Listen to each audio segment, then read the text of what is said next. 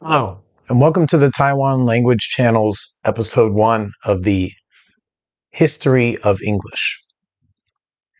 I decided to make this video series because English has a lot of strange things going on in it that my students have asked me about, and other English teachers have discovered through teaching English in Asia and other places. And normally, the answers that students get are ones like, you just have to remember this, or that's just the way it is, that's just the way we say things. But why do we have silent letters like the K at the beginning of the word knife?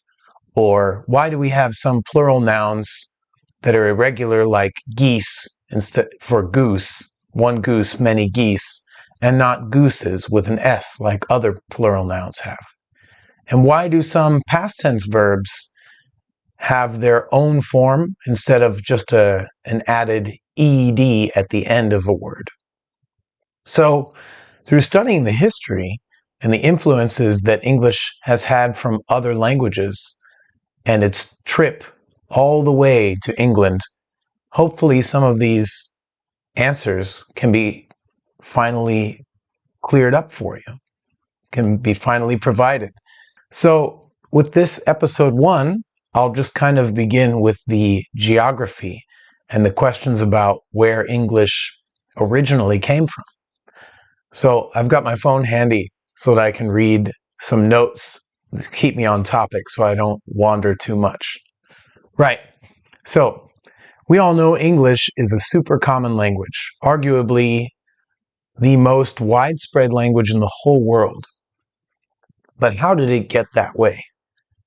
Let's talk about the origin of the English language and where it really comes from. When we think of it, the origin of English, we often think of England, right? And knights and kings. So 1000 BC, at that time, the inhabitants of that land were the Celtic Britons, and they spoke Celtic languages.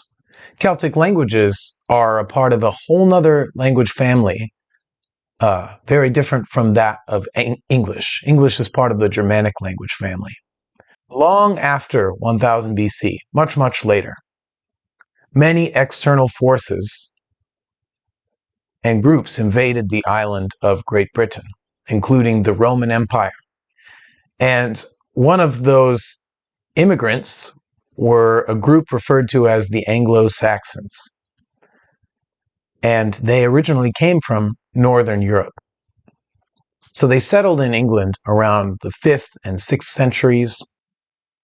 So the Anglo-Saxons, who were speaking a language that became English later, traveled from Northern Europe to Britain. But let's back up. Where in Northern Europe did they come from, these Anglo-Saxons? They came from the area of modern-day Germany and Denmark. So right around there was like the Anglos and the Saxons. These two tribes of people were in contact with each other at that time, and they spoke very similar languages.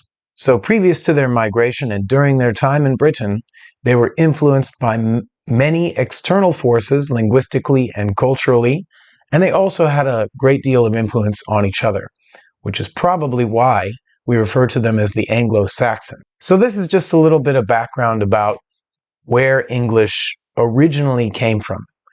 Anglo-Saxons and Anglo and Saxon, these regions with these tribes.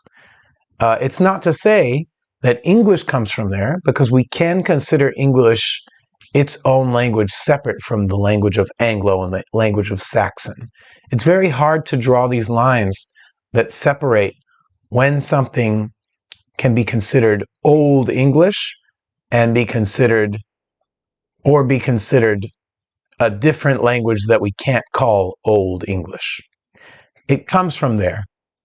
So in future episodes, I hope to talk about the differences between modern, Middle, and Old English. So all that and more in future episodes of The History of English.